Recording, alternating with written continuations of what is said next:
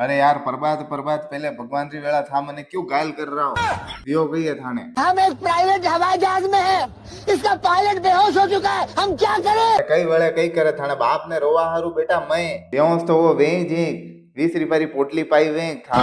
अबे मने यो बताओ हवाई जहाज ने कौन अडाडी रू है। मैं उड़ा रहा हूँ, बबन बबन। हाँ तो भाई बबन बबन। मेरा नाम एक बार बबन है। हाँ तो भाई एक दाण बबन थाना पेली कटे हवाई जहाज अडाडी कही। अरे इसने मक्खी तक नहीं उड़ाई आज तक।